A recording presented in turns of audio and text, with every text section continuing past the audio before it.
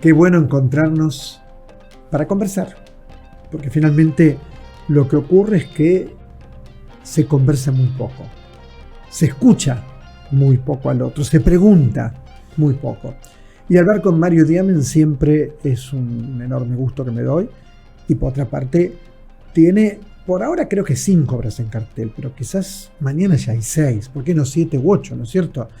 Y obras muy bien hechas. La última que acabo de ver, y que por supuesto estamos recomendando, tiene que ver con 3 mujeres audaces.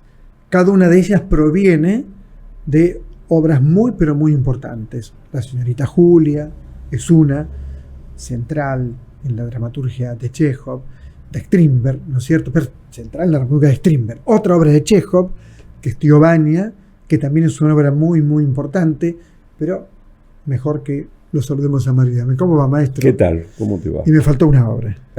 Te falta Casa de Muñecas. Nada menos que de Ibsen. Nada menos que de Ibsen. Pues fíjate que en Casa de Muñecas el problema es que ella le dice: sentate, Torvaldo, tenemos que hablar.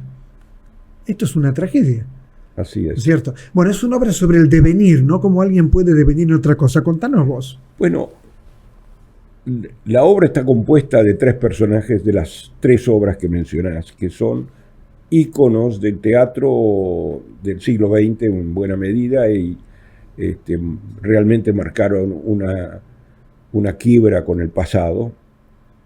Son también íconos te diría, del feminismo, porque reflejan 3 posturas muy diferentes e interesantes de la mujer a fines del siglo XIX y tal vez comienzo del siglo XX. Y para mí eran 3 incógnitas muy interesantes, porque las 3 obras se cortan en un momento determinado y uno, si tiene ganas de imaginar, se pone a imaginar qué pasó con estas 3 mujeres, porque la decisión de Nora en Casa de Muñecas, de dejar a su marido y dejar a sus hijos, es dramáticamente muy importante, pero digo, ¿cómo se vive con eso? ¿Cuál es muy importante en 1878. Claro. Imagínate lo que es dejar el marido en ese momento. Pero la pregunta es, bueno, ¿y cómo vive después? ¿Qué pasa con ella? El personaje de Elena en El Tío Vania, que yo creo que uno no puede dejar de enamorarse de ese personaje etéreo, indeciso, casada con un marido que tiene viejo, muchos más años que ella. Así es, pero digo, enamorada de otro, pero que opta por la comodidad, en definitiva. Ni siquiera por la fidelidad marital, opta por la comodidad. Y bueno, como eran 3 incógnitas para mí, a las que volvía ocasionalmente, y como eran 3 mujeres casi de la misma edad. Julia. Sí, y Julia, que bueno, teóricamente ella termina la obra camino a suicidarse. Bueno, yo la rescato. Claro. Y digo que alguien, cuando ella se cortó las venas, alguien la rescató, porque tampoco que es evidente que se mata. No, sale con un cuchillo. Así es. Entonces, estas 3 mujeres que son casi de la misma edad, de 3 obras que surgieron prácticamente en la misma época, con algunos años de diferencia, y me pareció muy interesante ponerlas juntas en un viaje a Buenos Aires. En un barco. En un barco. No tenemos que contar mucho, pero qué audacia la de Julia, ¿no? Así es. Qué audacia la de Julia, qué cambio que hace, ¿no? Porque ella cometió en la obra que sí conocemos, ¿no es cierto?, una transgresión que en realidad es una transgresión en ese momento, que es tener un vínculo sexual erótico con un criado, por decirlo en términos despectivos de la época, ¿no es cierto? Pero es un criado que a partir de esa acción comienza a tomar poder sobre ella. Claro. Que desde el punto de vista de Strindberg, bueno, claro, era parte de lo que él visualizaba como la lucha de clases. Claro. Tampoco queda muy claro en las diferentes versiones que yo he visto de la señorita Julia, en qué medida ella realmente participa del acto sexual. No está claro en la obra. No está claro en la obra. No se sabe bien qué pasa. Y eso es lo que me parecía muy interesante. Claro. Entonces, bueno, reunir a estas tres mujeres, que para mí era hablar de los problemas de hoy. Claro. De temas como el Me Too, del tema de la liberación femenina, de cosas como la violación y estos temas que tanto se discuten. Y por otra parte la creatividad de tomar tres obras que anticipan el feminismo a fines del siglo XIX. Así es. Sí, eso sí, ¿no? Impresionante es eso. Y eso fue lo que realmente me interesó.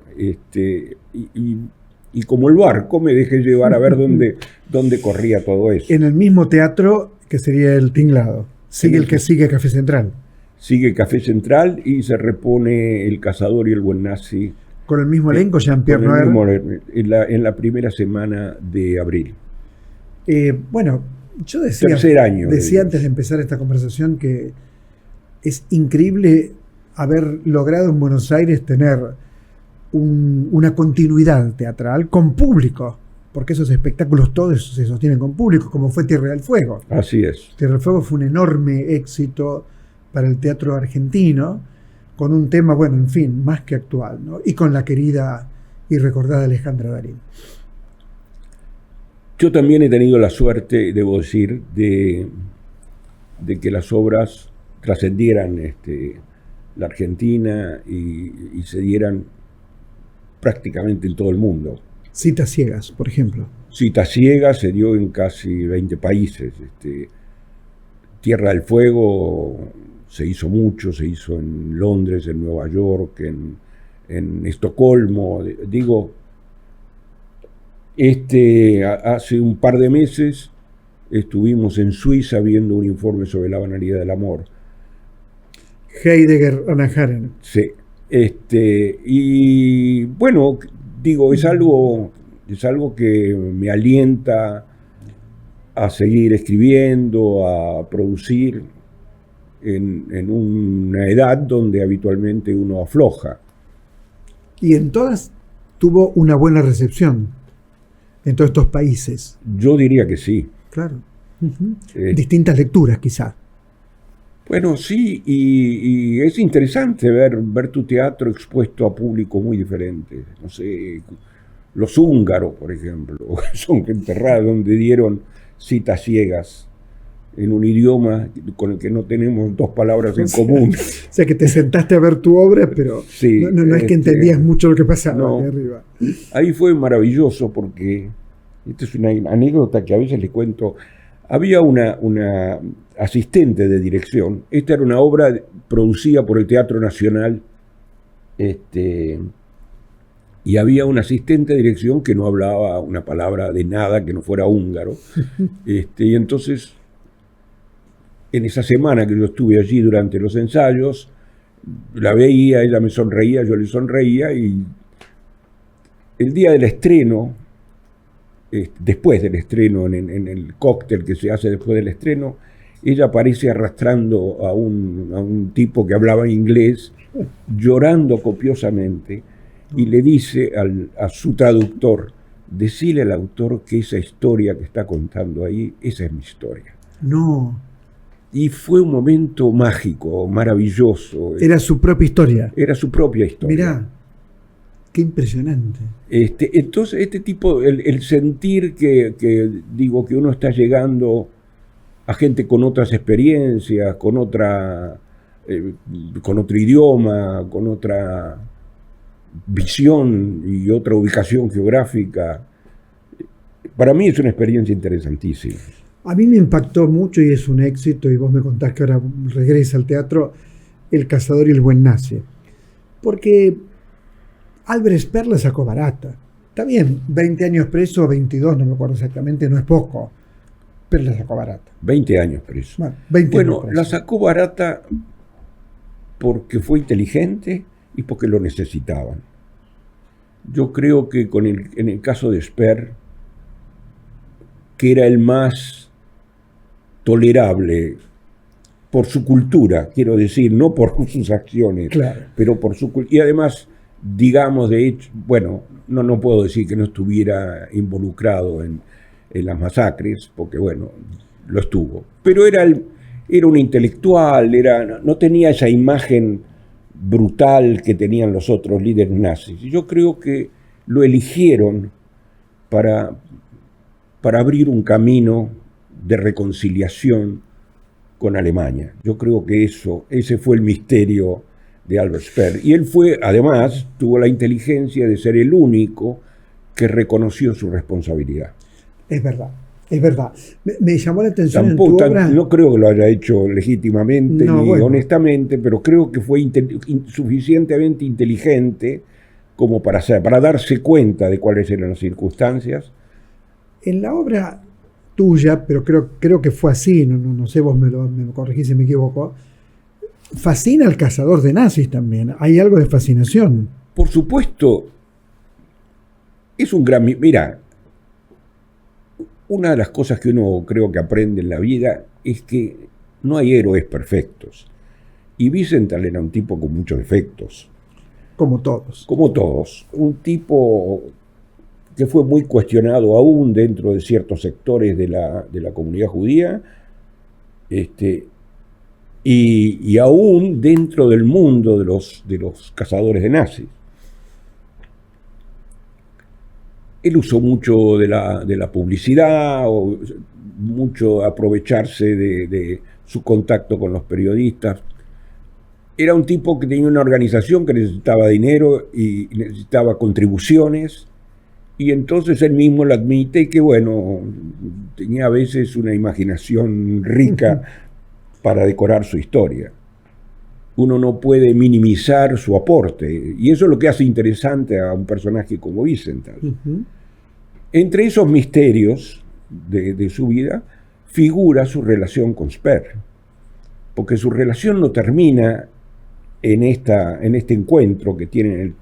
¿Va a la casa él? Va a la casa de Speer después a visitarlo, y mantuvieron una correspondencia posterior.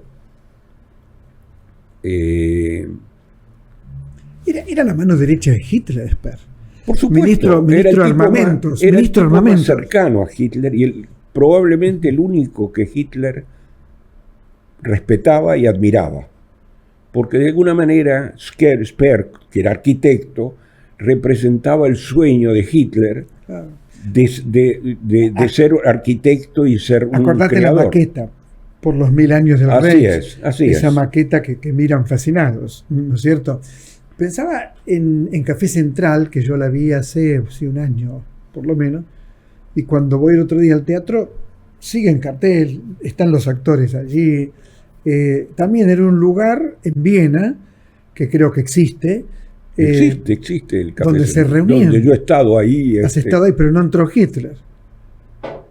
Hitler entró al Café Central. Por eso, era una broma. No, cuando yo estaba no entraban turistas nomás. Ya estaba muerto Hitler, por suerte. El Café Central hoy en día es como la Biela o como el Café Tortoni. Exactamente, no dice nada. Digamos. Así es un ícono ahí en Viena.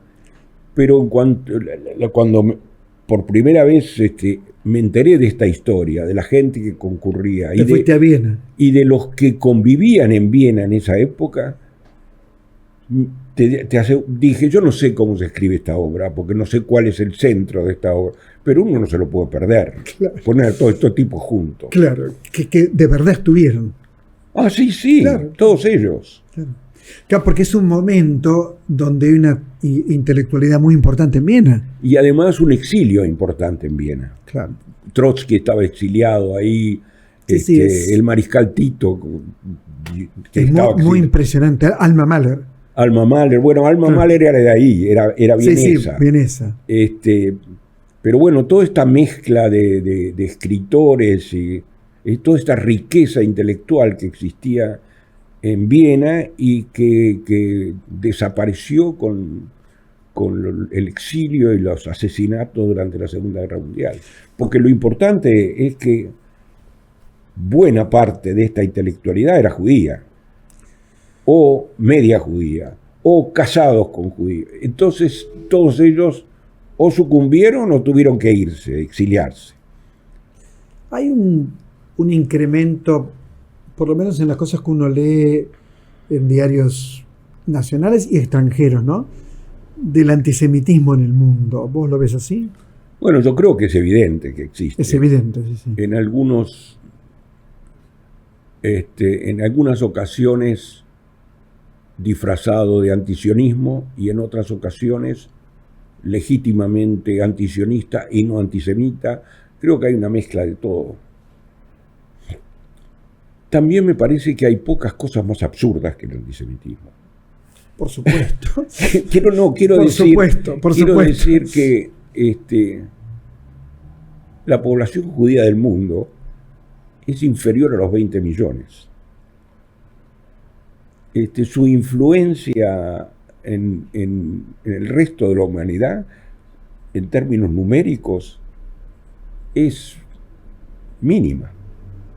Y además es absurdo que alguien pueda ser antisemita, para mí, ¿no? Bueno, y sí, y cuando yo digo, bueno, ¿qué significa que a uno no le gustan los judíos? No te gusta Einstein, no te gusta Jesús, no te gusta Freud. No te gusta Freud. Sí. No te gusta todo no te gusta Tony Curtis. No te gusta, claro, no te gusta. Claro, es como absolutamente absurdo. ¿No? Pero bueno, los odios no son racionales nunca. Entonces, es muy difícil llevarlo a hechos muy prácticos. ¿Cómo vivís en el mundo, en el planeta, el avance de la ultraderecha? Estados Unidos, la Argentina y otros países, ¿no? Italia con Meloni. Vos sabés que yo, de alguna manera, he superado las definiciones de ultraderecha y ultraizquierda. Pero siempre fuiste un tipo muy democrático. No, claro. Digo, lo que veo es el avance de la irracionalidad, claro, de la estupidez, que en algunos casos se da también en la izquierda. Claro que sí.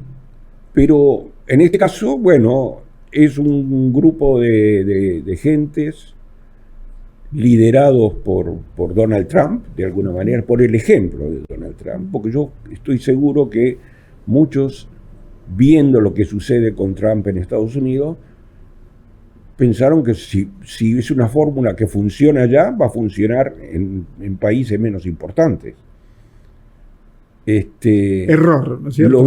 Lo veo espantado, ¿qué te puedo decir? Que es muy extraño, suponete un personaje como Elon Musk, que porque tenga mucho dinero esté donde esté, es muy extraño. Yo tengo una teoría sobre eso. Yo digo que algún día algún periodista, va a descubrir un contrato firmado. Puede ser. Porque no puedo imaginar que un tipo como Elon Musk invierta $100 millones en una campaña sin asegurarse que va a recibir los réditos. Pero no está en el poder ahora, está en el poder. Sí, claro. Y frente a un tipo como Trump, con su historia de descartar todo aquello que le hace sombra, era muy riesgoso, me parece, para Musk meterse en esto sin tener alguna garantía. Sí. Y yo creo que esa garantía existe y es una garantía firmada, no es una garantía teórica. Es interesante tu teoría, no lo había pensado, pero tiene mucha lógica. De lo contrario no se entiende nada, porque en lo que existe en Estados Unidos, literalmente es un cogobierno. Este tipo es más importante que el vicepresidente. Obvio. Un tipo que no ha sido electo ni ha sido aprobado por el Senado, que participa de las reuniones del gabinete. Nunca en la historia de Estados Unidos apareció algo así. Este tipo es un Rasputín y la pregunta es, ¿qué le aporta? Nada. Su único mérito es saber hacer plata. No creo que haya pero otro mérito. ¿Qué le aporta a Trump? Para mí todo en contra. Bueno, le aportó muchísimo dinero. Sí. Se hace cargo de cosas que Trump no tiene que pagar las consecuencias de eso. Pero con un tipo como Donald Trump es muy riesgoso hacerle sombra. Y le hace sombra constantemente. Entonces, pareciera como que lo desafía. Claro, entonces mi pregunta es, ¿cuál era el juego es decir, cuál es la garantía de Elon Musk? ¿Cuál es la garantía que él obtuvo de Trump para aportar lo que aportó? Yo no digo que $100 millones le importen demasiado a él. No es tanto. No, para él no. Pero Para digo, mí. él tampoco, yo creo que tampoco los regala. No, no. Entonces, digo, hay una cosa muy siniestra, muy extraña en esa relación, que algún día va a emerger. Ujú. ¿Cómo es tu cocina literaria?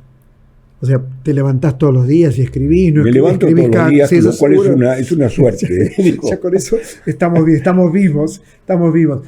Pero escribís siempre, ¿no? Bueno, Esperás. trato de escribir lo más que puedo cuando tengo alguna idea buena, que no es de todos los días. No, nadie. Cuando tengo una idea clara, trabajo bien, a lo mejor 3 horas por día.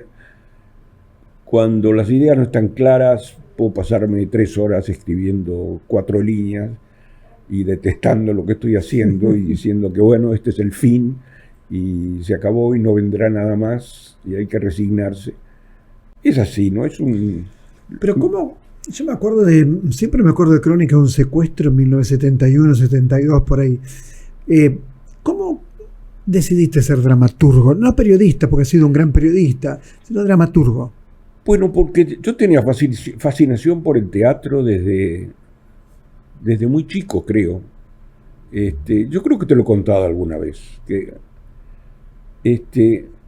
cuando yo tenía, no sé, 11 o 12 años, creo que era Radio del Pueblo, que todos los sábados a la noche transmitía... ¿Las dos carátulas? No, transmitía otra. En directo de los teatros de la calle Corrientes. Mira. Toda la obra. Y los sábados a la noche mis viejos salían y yo me quedaba en la cama con la radio y escuchaba las obras. ¿Siendo tan chiquito? Sí, porque era fascinante. Mira. Bueno, esa relación con las posibilidades del diálogo, y después empecé a ir a leer mucho. Yo leía mucho teatro, otra de las cosas que realmente me forzaron. Se publicaba mucho teatro en la Argentina. Editorial Losada tenía una colección maravillosa de teatro. Talía era otra. Bueno, Talía publicaba teatro nacional, sí, pero sí, Losada publicaba teatro todo. Internacional. Y yo leía muchísimo. Y un día fui a hacer un curso de cuento y novela y me di cuenta que lo que escribía era diálogo y no, porque encontraba que el diálogo era lo que me permitía contar una historia mejor y no la narrativa. ¿Y empezaste? Y empecé a escribir. ¿Cuál fue la primera? Mal, como todo el mundo. Escribí una obra que se llamó Propiedad Privada, que fue premiada en un concurso que hizo Argentores en el año 1969. ¿Y tus viejos qué decían? Bueno, mi papá era un gran lector y admirador de la cultura. Muy bien. Él no creía mucho en el teatro, pero sí creía en el periodismo. Le gustaba mucho, me leía historias de los diarios. Qué buen padre. Mi viejo era fantástico. Buen padre, muy buen padre. Un tipo que llegó a la Argentina sin haber cursado la escuela ni nada, pero que tenía una avidez por la lectura, tenía una biblioteca en yiddish muy, muy importante. Uh-huh. Y siempre me leía cosas.